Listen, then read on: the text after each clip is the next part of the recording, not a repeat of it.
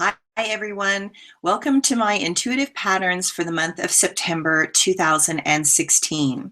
First of all, I just want to say I appreciate everybody watching and going through these long videos sometimes, and I am so appreciative of those people who make comments and really like it. And so thank you so much for supporting my YouTube channel, and I hope that we can continue and you continue to enjoy the different things that I'm going to be putting out in the future. So first of all, I want to say that as the intuitive patterns of the month of September is happening, I'm separating it into two chunks. I'm going to throw in some astrology right here, but I'm also going to be doing a totally separate section on astrology because there's so much happening. So you can look towards that video also. I also want to say that my friend Jennifer Staunchfield and I are going to be putting on an Elemental Feminine workshop that's going to be in Park City, Utah, that is all about embodying the divine feminine within each woman. And it's an amazing workshop, and we would love to see you there. And you can find those links on my website, www.suzwagner.com or www.suzannewagner.com, and get more information. So we are in the eclipse zone. This happens periodically. It's not, the only, important thing. But when we're in an eclipse zone, we're often asked to go into some course corrections and to make some modifications and changes. There is an eclipse happening on September 1st, and you start to feel eclipses a few days before and a few days after. But when you have a solar eclipse, which is what's happening on September 1st, the effect of that solar eclipse basically takes you on a ride for about a year. Now, this particular eclipse is sort of a biggie on a lot of levels because there's just so much happening in Virgo. So the eclipse is in Virgo, the sun is in Virgo, the moon will be in Virgo, Mercury is in Virgo, Venus is in Virgo, Jupiter is in Virgo. And then like I said, the North Node is in Virgo. So much is in this position of we need to pay attention to our body. We need to take action. We need to have some structure. We need to figure some things out and have sort of an analytical perception of where we're going. However, we're also dealing with some squares that are happening between Saturn in Sagittarius and Neptune in Pisces. And so Neptune in Pisces is a lot of murky water. So here on one level, you need to make some changes and you need to go for it and you need to move forward. But at the same time, there's this murky water that's making everything hard to see and you don't really know where you're going. And then the Saturn in Sagittarius is really about, where are you going in your life? I mean, what's your long-term goal? What do you want to have happen? What's your real mission and purpose? What do you need to learn in order to get on that purpose of yourself?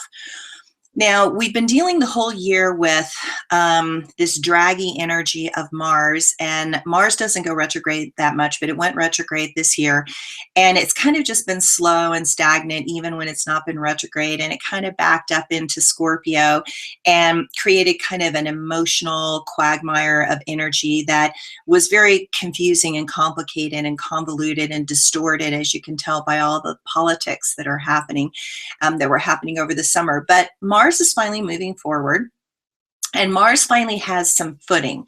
So we're going to get a whole bunch of movement in a short period of time in the month of September. So kind of get ready for that, because the things that you were trying to get moving that haven't been able to get moving will suddenly take off and move much more rapidly, which I think will be a relief to everybody. But those that aren't really ready for it, that could also be really difficult. So sometimes you just have to go with the flow of life to take you somewhere. The fear comes in when you don't know where you are going. So learning to trust life more than your mind is extremely difficult, and knowing everything at this point this month is not really possible. When you are in a state of change, the constant fluctuation puts things outside their normal, predictable course of action, and things do not move or flow as you would expect. The great teacher Osho said, "We come into this world alone, we go alone. All togetherness is illusory. The very idea of togetherness arises because we are alone, and aloneness hurts." This month, you may feel very alone.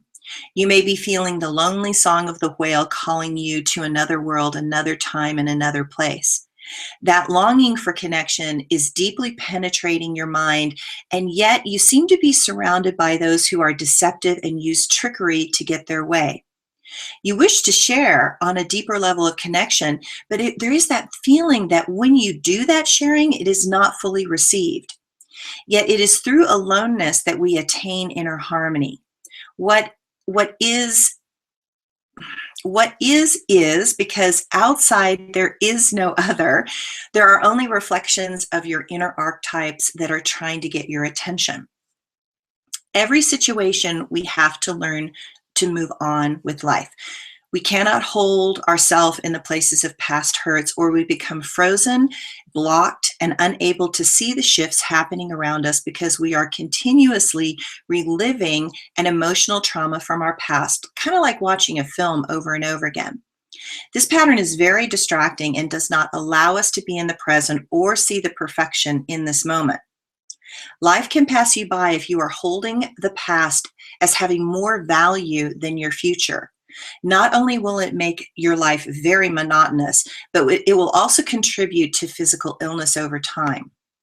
Repeating negative events in our mind adds stress to the body, and the body can only hold so much before it begins to break down. Take this moment to look at your past and see how those lessons and upsets have made you change and question certain parameters of your life. Notice that it is through challenges that we grow. Notice by accepting the past hurts and learning from them, you allow yourself to step into a more compassionate self and help you to gain more wisdom as you age. Be careful in the places where you have built a tower on unstable foundations. What that means is you need to take a look at the stories you've been telling yourself and see how you have built a fortress around yourself that this month might crumble to the ground if you are not willing to see the ego's protection in the lies and illusions that you have created to feel safe. Pain is often the tool that pushes us to embark on new journeys. That does not mean that all journeys have the outcome you wish or want. September makes us have to travel through some difficult landscapes. This is not a month to slow down and wait for a better moment that may never come. This is the moment to keep going forward at all costs. Stopping is not advised. There are unforeseen forces at work in your life, and a great wind is shifting you in ways that will help you integrate the polarities within yourself. So I hope you have a wonderful September, and thanks for listening.